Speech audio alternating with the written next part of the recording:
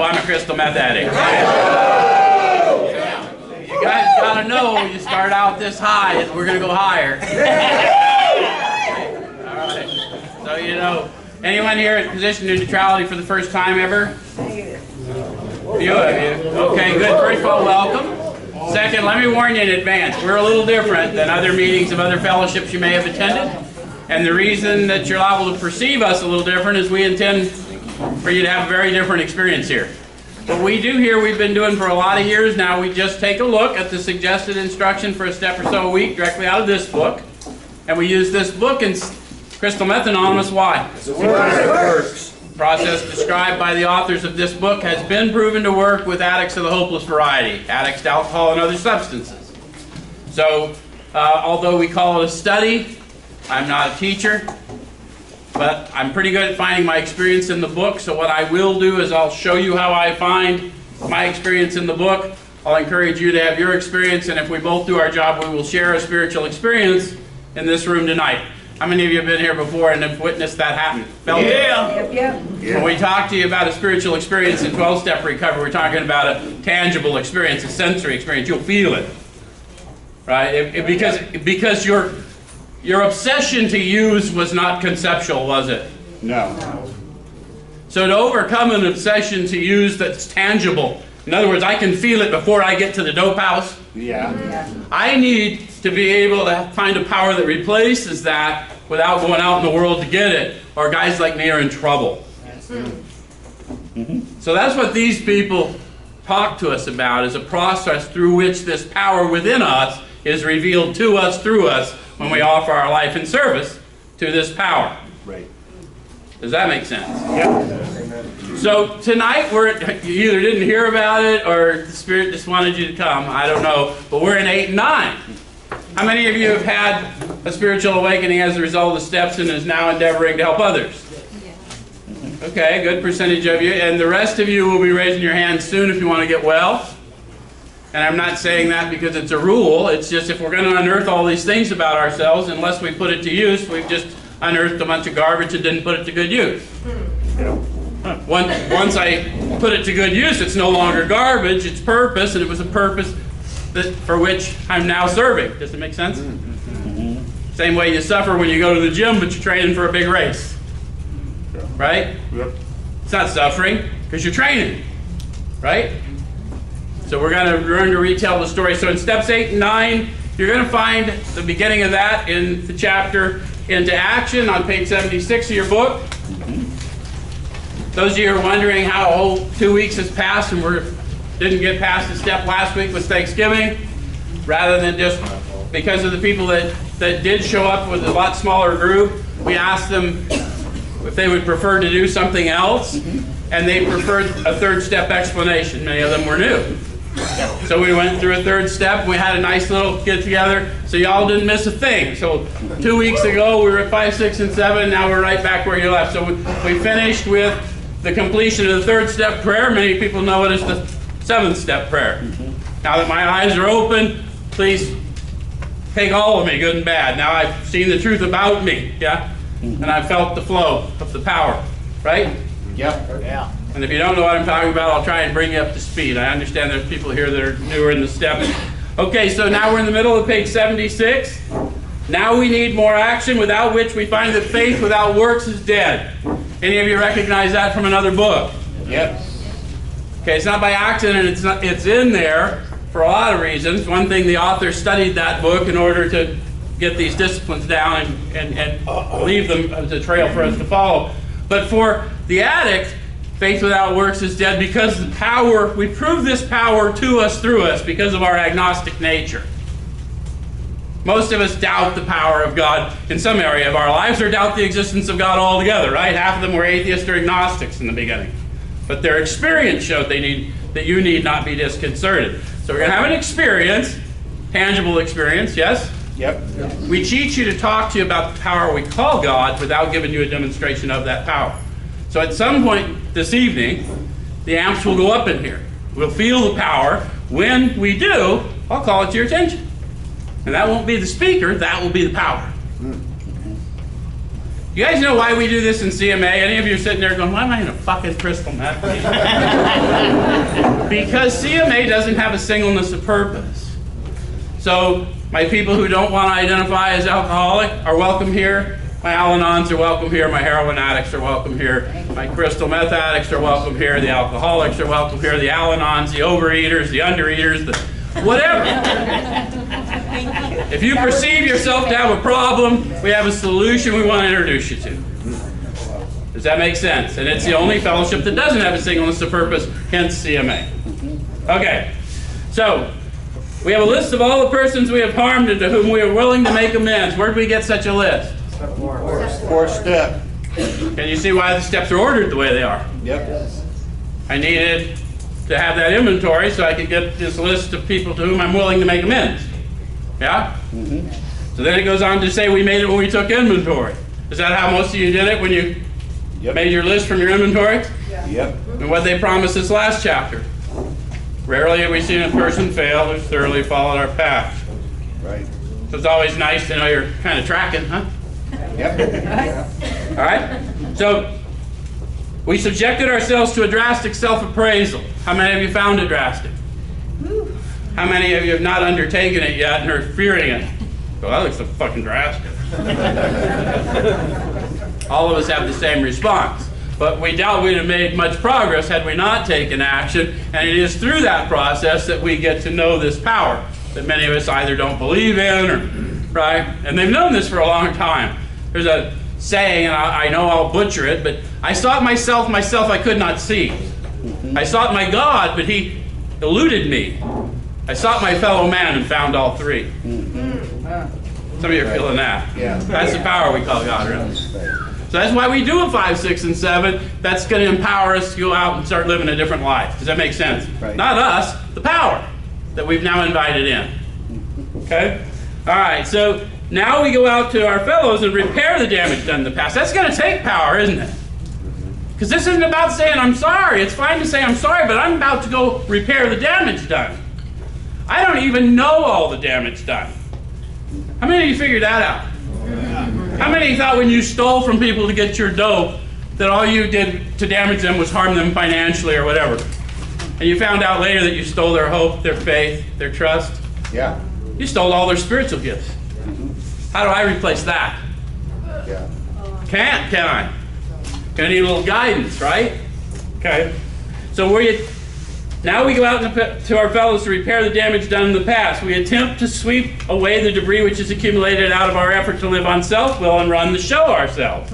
If we haven't the will to do this, we ask until it comes. The authors are telling us as plain as they can that willingness is divine power. So if you see someone you perceive lacks willingness, it's not a fault, it's because they have not been introduced to divine power. Your job is grace, not condemnation. Yep. Does that make sense to you? Yep. Don't be that guy. Oh, I'm not working with you, you're not willing. What are we showing when we say that? Intolerance. And I'm showing I'm not willing.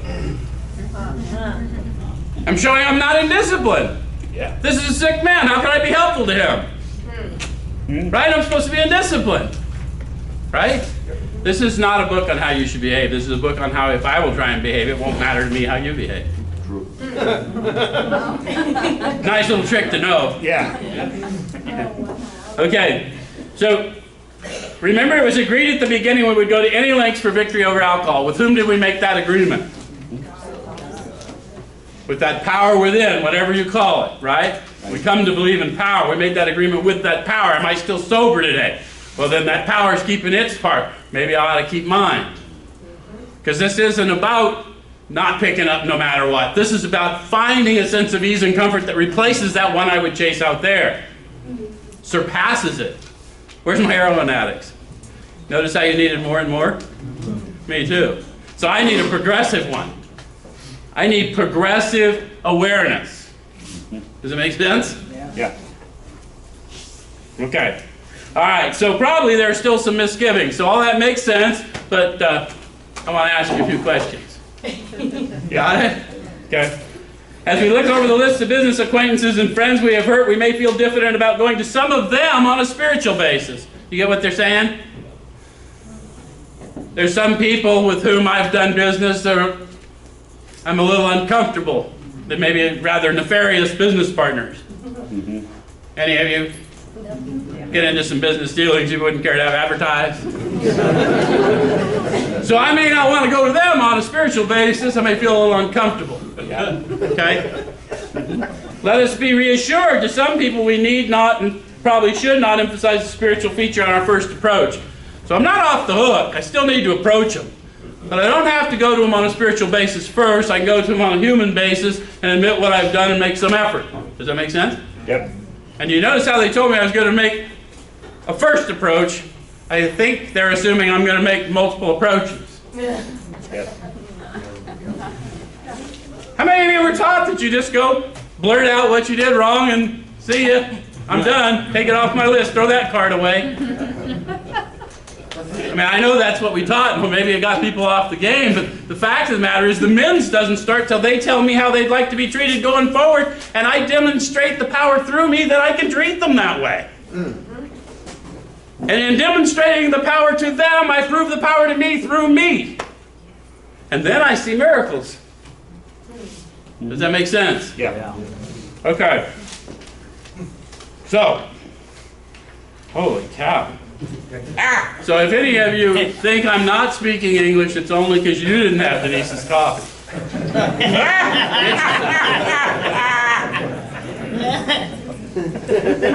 Let us be reassured. To some people we need not, probably should not emphasize the spiritual feature on our first approach. We might prejudice them. At the moment we're trying to put our lives in order, but this is not an end in itself. Our real purpose is to fit ourselves to be of maximum service to God and the people about us. So, this is the fitness step. Why do I want to do step 9 even though it's scary? Same reason I want to do leg day at the gym. This is the fitness step. Yep. You got to remember, guys, the big amends is 12. And I'm never going to be able to go out to that addict scene, that alcoholic scene, that mess, and not tell them what they should do, not discuss their faults, until I've gotten fit enough through this step to go ahead and take people's assaults and turn the other cheek. Yep. Does it make sense? Uh-huh. Okay, so it is seldom wise to approach an individual who still smarts from our injustice to him and announce that we've gone religious. In the prize ring, this would be called leading with the chin. So then they go to our thought life. Why lay ourselves open to being branded fanatics or religious bores? Any of you have that fear? Many of us that were unbelievers or agnostic believers, we're not sure we're ready to profess all that yet, right? Yep. And you don't have to, right? The Spirit will let you know. Yeah. Spirit, right? But we're looking at the thought life. You see what they're doing there? Okay. We may kill a future opportunity to carry a beneficial message. So if I'm having trouble in the thought life, question the thought. Maybe it's guidance. Where did they tell me how I was going to recognize this power? Second step. They found that a new sense of power, peace, happiness, and sense of direction flowed into them. It's going to flow most powerfully when I'm offering myself to another. So a lot of times when I'm stopped, it's because I'm supposed to be stopped. Does that make sense? Yeah.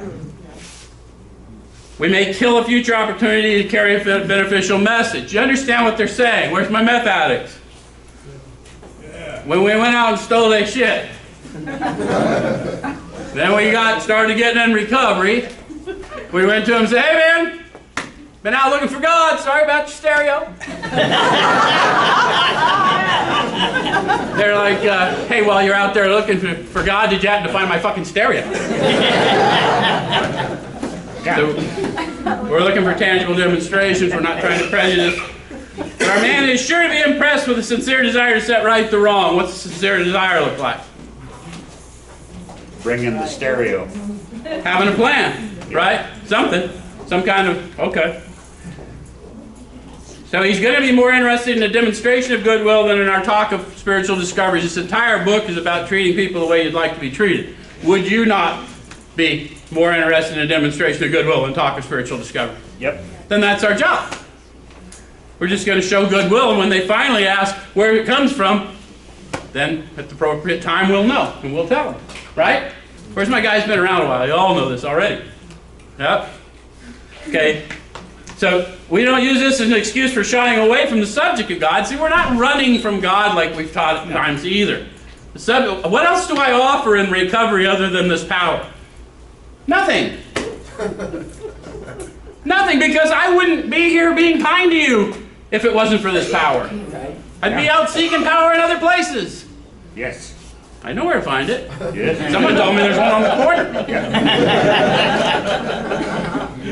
I don't doubt it, you know. All right, so when it'll serve any good purpose, we're willing to announce our convictions with tact and common sense. So you're going to know, you're going to realize that you're getting a sense of direction by going in. We're questioning the thought. You understand what they're showing you here? Right. This is about your fitness, your amends. The more amends you make, the more approaches you make, the more you take ownership of past bad acts, and you start realizing that you are a new creation, and others start realizing it for you, and they say, man, you have changed. And you look at them and go, well, I got God. He sees to it that I've changed. Yeah. And I honor my third step. Does that make sense? Yep. Okay. All right, so the question of how to approach a man we hated will arise. Any of you got that guy? Okay. So the question's going to come up. I don't have to do that one right. Well, no, you don't have to do any of them. Yeah. But the fact of the matter is, that's blocking me off from consciousness of the flow. So at some point, I'm on a question, why am I allowing an act that happened 20 minutes ago or 20 years ago to cause me to suffer now? Because I'm not suffering from them, I'm suffering from my thoughts. Yep. Okay. All right, so it may be that he's done us more harm than we've done him, and though we may have acquired a better attitude toward him, we're still not too keen about admitting our faults. Anyone of you relate to that? Yeah. Yep. Okay. Nevertheless, with the person we dislike, we take the bit in our teeth. So what they're suggesting to you is that it's going to be a difficult act. When a horse gets the bit in the teeth, guess what happens to whoever's driving the horse? They start going where the horse wants to go. Yep. If you're not farm people, you might not know that. But when the horse gets the bit in the teeth, you're going to the barn, most likely. So they're not saying take control of people, but they are saying take control of the situation because your life depends on it. Ask permission, make an approach. If they won't let you, go find another and try again, right? Yep. Okay. It's harder to go to an enemy than to a friend. They're already acknowledging that. Why do you think the book's laid out the way it is? I've heard people say, well, you got to go to the hardest one first. No, that's not what they said. They've already told us it's going to be harder. Work up to it if you have to. Do what you're ready to do. What's the first step in recovery? Had to concede to our Well, I innermost have to self. fully concede to my innermost self. Can't do that based on a lie. If I'm not ready, I'm not ready. If I'm not repentant, I'm not repentant. Does it make sense? Yeah.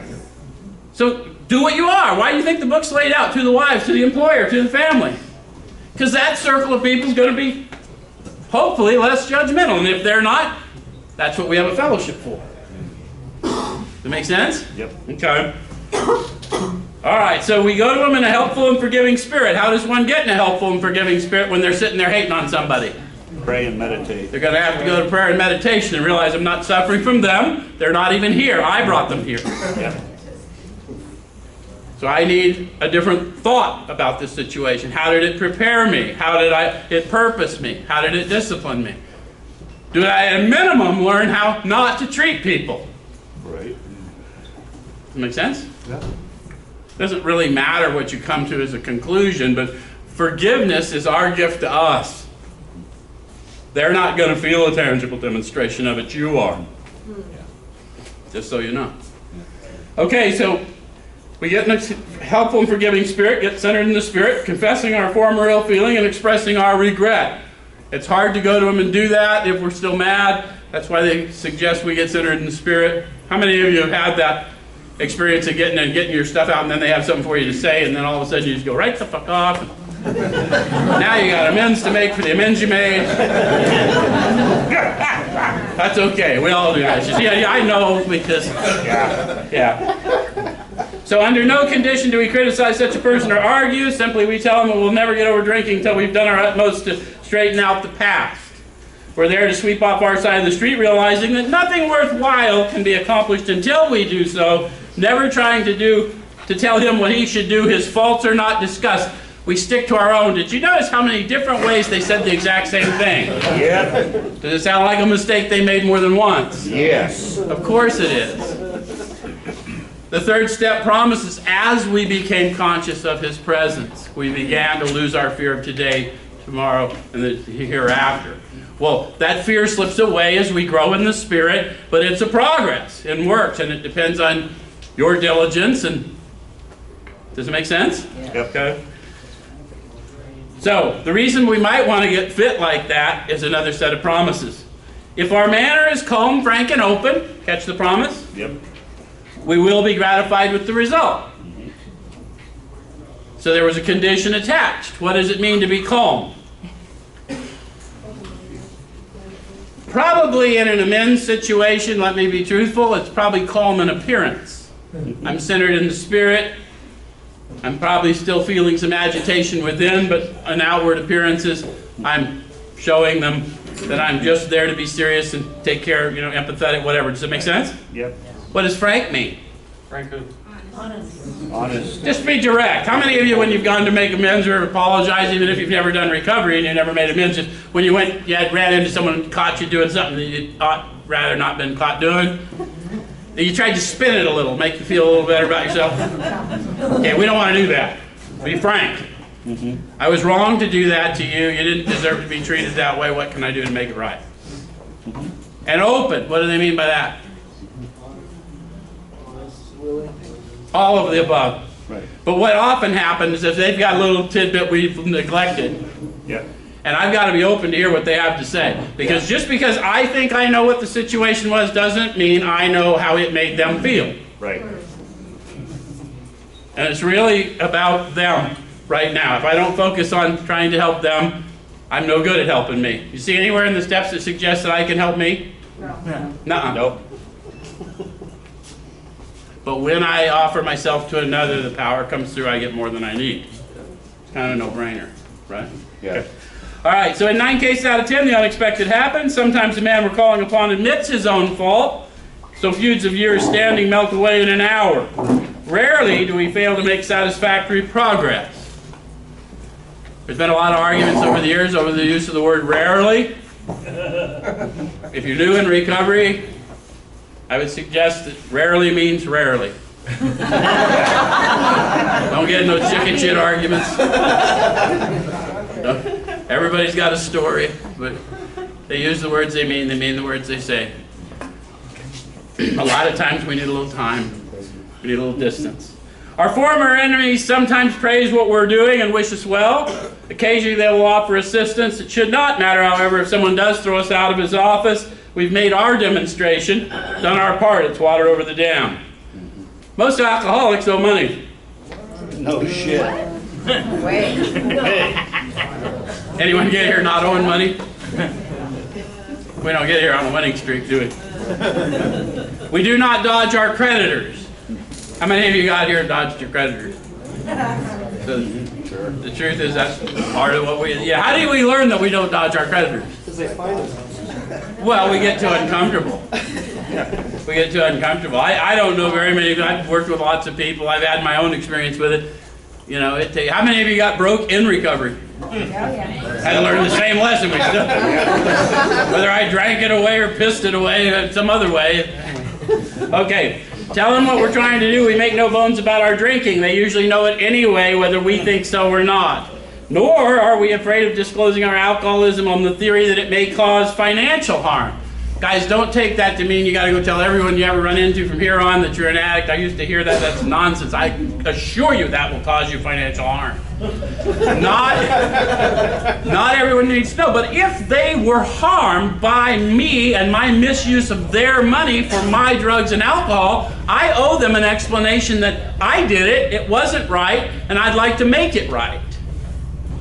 Yep. And otherwise, it's no one's business, unless the Spirit tells you to tell it. Does that make sense? Yep. Okay. All right, so approached in this way, the most ruthless creditor will sometimes surprise us. Arranging the best deal we can, we let these people know we're sorry. So how might we let them know? Well, they gave us a clue, arranging the best deal we can, so probably we were at least respectful in the dealings. and we probably came prepared to come to a settlement with them of some sort, right? May not even be financial.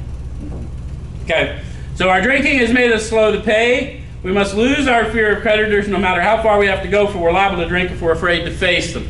They learned that after they sobered up, and they learned how uncomfortable they got. Does that make sense? Yeah. Okay, so perhaps we've committed a criminal offense. Perhaps. Perhaps. Come on, I'm at a CMA meeting. I got heroin addicts in here. Perhaps. You drunks didn't ever commit a criminal offense? We're not talking about convictions, we're talking about commissions. So that we can all be one, right? Yeah. Which might land us in jail if it were known to the authorities. We may be short in our accounts and unable to make good. We've already admitted this in confidence to another person, but we're sure all would be, we are sure we would be in prison or lose our job if it were known. Maybe it's only a petty offense, such as padding the expense account. Most of us have done that sort of thing. Maybe we're divorced and have remarried but haven't kept up the alimony number one. She's indignant about it and has a warrant out for our arrest. That's a common form of trouble too. I know I come in these rooms, some people are young, they've never been married, they never had a... Don't worry about all the things you haven't had. Most of us have had something where we've been a little dishonest with someone we hadn't treated that way.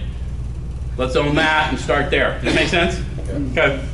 So although these reparations take innumerable forms, as many people as there are in here, that's how many forms of injustice we've suffered and inflicted. Right? Times 100. Or more. Okay. There are some general principles which we find guiding. So no matter what you perceive the problem to be, we do have some principles that work every time. Wouldn't that be a handy little trick to know? Yep. So let's see if we can go through them together. Reminding ourselves that we've decided to go to any lengths to find a spiritual experience. So how does that look? Self. This isn't about them. This isn't about my money or their money. This is about me finding a spiritual experience that will relieve me of the obsession to do whatever it is that destroys me and the other people around me. Does that make sense? This is about finding a superior experience. I got to remind myself of that first, because at my core I'm human. Selfishly, that's how I'm going to act. So I got to give myself a reason to act that way. Does that make sense? Okay. We ask that we be given strength and direction to do the right thing. We've already been told power, peace, happiness, and a sense of direction. How do I prove the power to me through me? I ask and I act. And when I find I'm acting better than I used to be, what happened? How many of you have had the experience of acting kinder than you felt like? Acting. What is that but a power greater than you operating through you? You can see the thought of how you wanted to act. Right. And you acted in another way. Was that not a power greater than you operating through you? Sure. Okay, that can be improved. The consciousness of that power can be improved. That's what this book witnesses to. Kind of cool, isn't it? Oh, cool, he's getting to the good shit now. Okay, all right. Okay, so we may lose our position or reputation or face jail, but we are willing, we have to be, we must not shrink in anything. That's not for anyone else to decide for me. I am willing because I know I'm going to jail or whatever anyway. I either got to get free or get in prison. The way it was explained to me a long time ago was, Joe, we got to get you to God before you find a more creative way to get there. I said, I don't know what the fuck you mean. He says, Joe, you're going to get to God or you're going to get to God. Now we got a book that describes how you can be useful. Or say la vie. Yep. I said, well, let me see that book. Anyone know what I'm talking about? Yeah. Probably the first time I was ever reasonable in my life.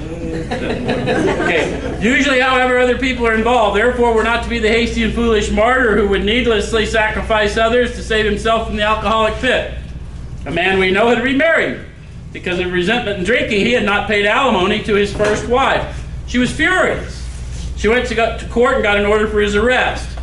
He had commenced our way of life, had secured a position, and was getting his head above water. It would have been impressive heroics if he'd walked up to the judge and said, here I am. It would have been, wouldn't it? Yeah. But are we about impressive heroics when we're trying to grow in the spirit? No. That's why it helps to have a little help, whether you call them a sponsor or whatever. Somebody to check your thoughts with, because we're not about impressive heroics. We're about demonstrations of humility, which it's not an act. It's a being. Yeah. Okay. We thought he ought to be willing to do that if necessary, but if he were in jail, he could provide nothing for either family. So there's the others, right?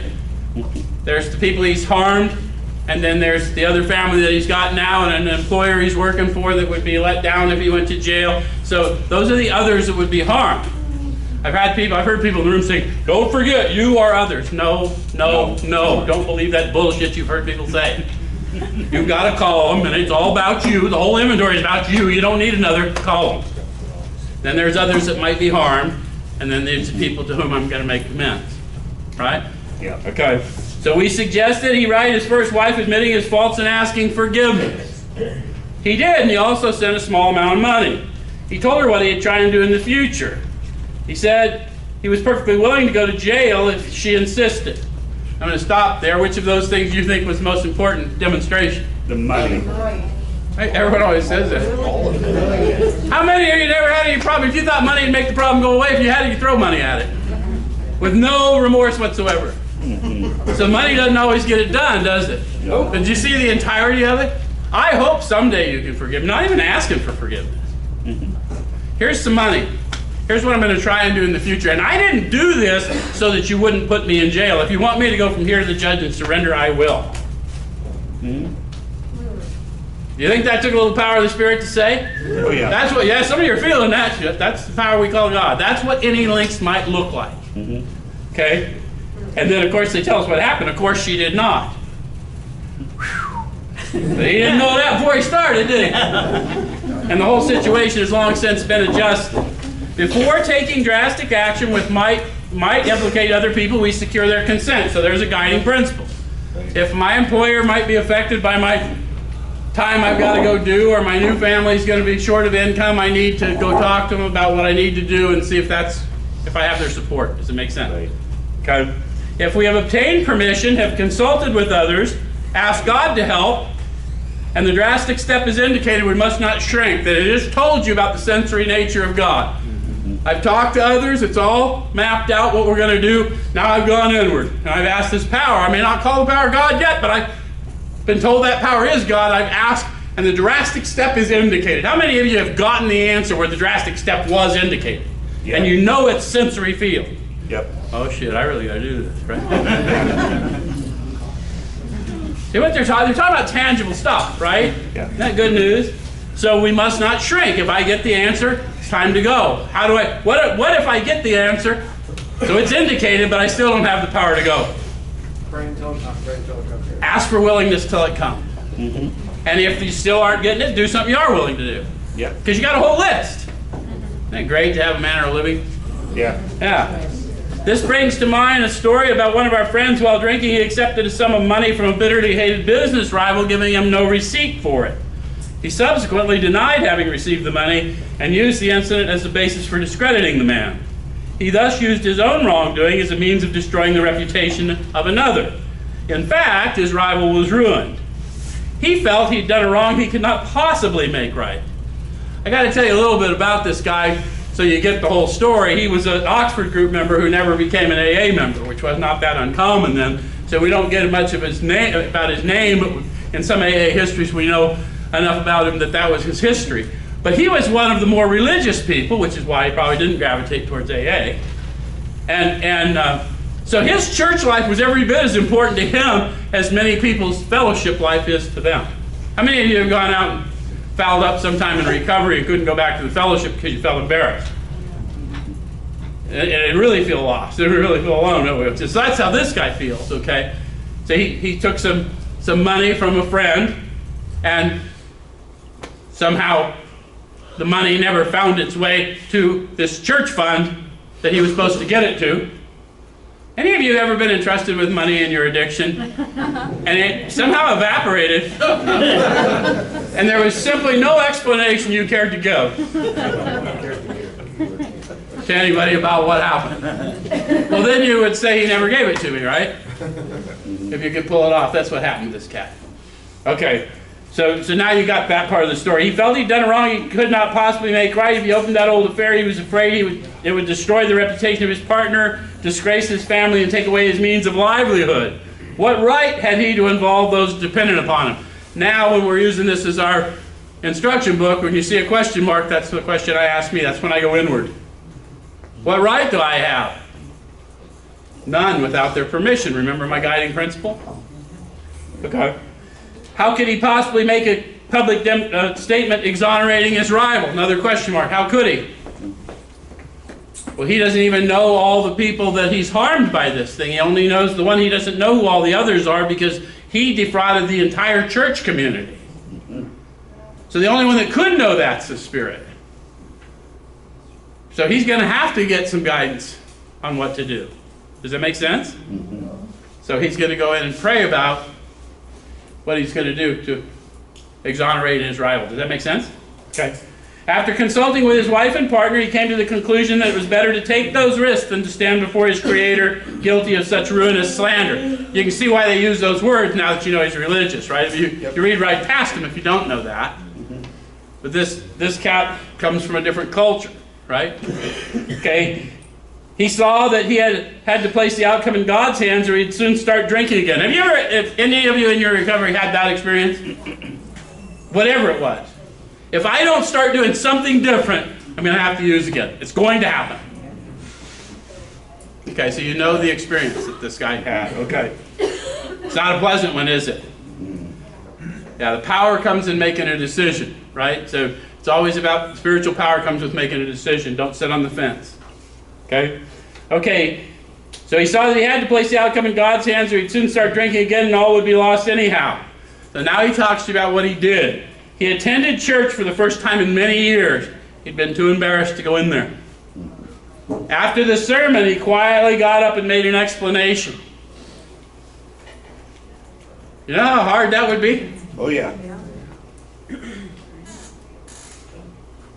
Any of you ever given any thought to how many of you stole seventh tradition money and then had someone have you go back and had to go? Did you go back to the group and make the admission? It's worthwhile because it's much like this cat's experience. Yeah. And we always assume that we're the only one, right? Because I guarantee you there's more here that didn't raise their hand. Anyway. Or I did it enough times to make up for it. Okay, his action met widespread approval, and today he's one of the most trusted citizens of his town. So their authors are witnessing to you, regardless of your theology, that if you will put your life in the hands of this power we come to know, the thief of the church fund becomes the most trusted citizen of the town. What's that but a restoration? Yep. Some of you are feeling that, huh? Yeah. That's the power we call God. That's what we want to seek a consciousness of. Make sense? Yeah. Okay. This all happened years ago. The chances are that we have domestic troubles. Anybody? If you've ever had a domestic, we do, right? All right. Perhaps we're mixed up with women in a fashion we wouldn't care to have advertised. We doubt if in this respect alcoholics are fundamentally much worse than other people. It's not our alcoholism that causes those problems. Look at the news lately. Yeah. All kinds of people got those kinds of problems. But drinking does complicate sex relations in the home. So we are going to take a look at it. But after a few years with the alcoholic, wife gets worn out, resentful, and uncommunicative. How many of you noticed your significant other or your family member or whoever you were living with got worn out, resentful, and uncommunicative? That's always the first thing we see. That's what the inventory teaches us.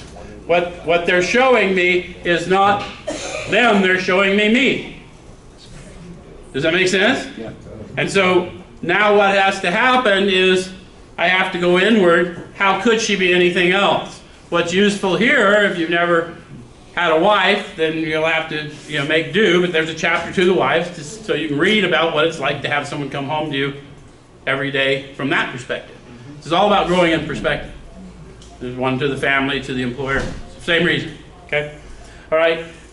How could she be anything else? So I'm going to take ownership of it.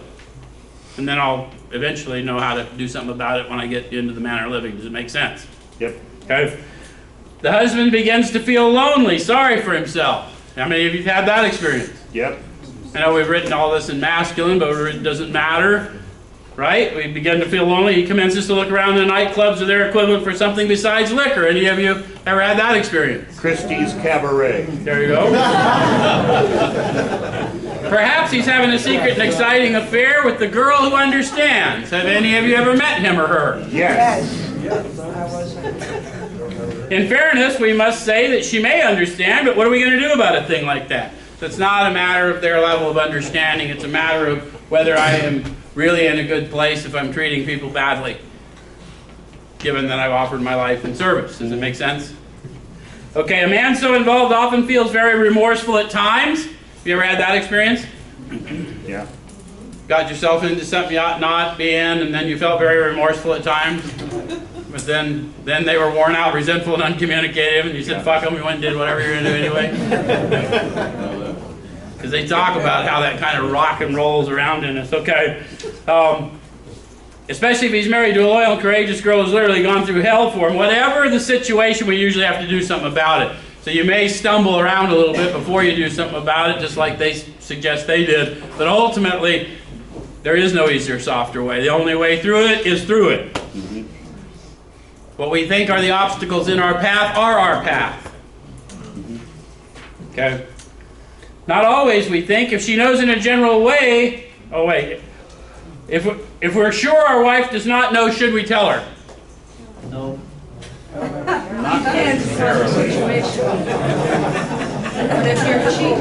You guys all know the power now, so it's up to you. So there you, that's all, you know, how sure are you? I was pretty sure not everyone knew I was an addict, too. When I admitted it, I finally made it unanimous. Whatever, that's all you and God worked that out. Not always. We think if she knows in a general way that we've been wild, should we tell her in detail? No. Probably not. How many of you learned that by asking and getting it in detail? If you ever wanted to know what was up and tried to get it in detail? No. Terrible. Well, generally we want less detail. That's all. Forms a mental image it's hard to get rid of. Okay, undoubtedly we should admit our fault. She may insist on knowing all the particulars. She'll want to know who the woman is and where she is. We feel we ought to say to her that we have no right to involve another person. We're sorry for what we've done, and God willing it shall not be repeated. More than that we cannot do. We have no right to go further. Notice how many times they said that. The reason they said that a lot of times is because without power sometimes I can't shut up. Anyone know what I'm talking about? And the problem, the reason we don't want to disclose any more than we have to about the other person is then it deflects. It deflects the anger to the other person and we don't resolve the difficulty. Okay? But we know that because the authors show us the same story I'm telling you. Though there may be justifiable exceptions. You know what a justifiable exception is? I know better than the book. I'm gonna try something different. How the hell do you think they wrote the book? And though we wish to lay down no rule of any sort, we've often found this the best course to take. They're going to let you have your own experience, whatever it is. It's up to you to put the experience to use. You may get to tell the story from the podium. You may be able to avoid an embarrassment or a harm. Does it make sense? It's up to you whether you want to use the book or not. Our design for living is not a one-way street. It's good for the wife and for the husband. If we can forget, so can she. I would suggest you not remind her or him of that little tidbit. Unless you too want a story from the podium. It's better they discover that little thing on their own. It's better, however, that one does not needlessly name a person upon whom she can vent jealousy. So they discover that it deflects. Right? So perhaps there are some cases where the utmost frankness is demanded. No outsider can appraise such an intimate situation. It may be that both will decide that the way of good sense and loving kindness is to let bygones be bygones. Each might pray about it, having the other one's happiness uppermost in mind. Keep it always in sight that we're dealing with that most terrible human emotion, jealousy. Good generalship may decide that the problem be attacked on the flank rather than risk face-to-face combat. Guys, I had a lot of people ask me about that particular metaphor, especially in dealing with the family early on in recovery and even further, further along when it gets difficult at different times. All they're saying is no one ever wants to be told how they should think or feel. Even if I can see the way they think or feel is causing their suffering, they don't want to hear it from me. So we're here to seek power to be the peace they seek, not to correct or call their attention to the action. And that will almost always require a power greater than me. Does that make sense? Any of you ever been told when you're just going off and someone says, well, you shouldn't think that way. Yeah, no shit, I shouldn't think that way. You know, right? You shouldn't feel that way. Yeah, no shit. But powerless is not a theory. I do feel that way. Okay. So that's all they're talking about. You've got power. You've got all power, right? Summon the power. Be the power. Be the peace they seek. Be still. Let them be what they are. They'll recognize their reflection soon enough. Have you ever done that? When they're just desperately wanting you to agree with them or do something you don't, you just sit there and look at them, they realize they're causing their own suffering? They will. It takes power greater than us to keep quiet. Okay. If we have no such complication, there is plenty we should do at home. Sometimes we hear an alcoholic say that the only thing he needs to do is keep sober. How many of you have heard that? You guys, any of you go to those meetings where they tell you that someone pick a topic? This little passage is the greatest topic. Sometimes we hear an alcoholic say the only thing he needs to do is keep sober. Certainly he must keep sober, for there will be no home if he doesn't. But he's yet a long way from making good to the wife or parents whom for years he has so shockingly treated. Passing all understanding is the patience mothers and wives have had with alcoholics. Had this not been so, many of us would have no homes today, would perhaps be dead. The alcoholic's like a tornado roaring his way through the lives of others. Hearts are broken, sweet relationships are dead. Affections have been uprooted. Selfish and inconsiderate habits have kept the home in turmoil. We feel a man is unthinking when he says sobriety is enough. When they ask you for a topic, pick that one.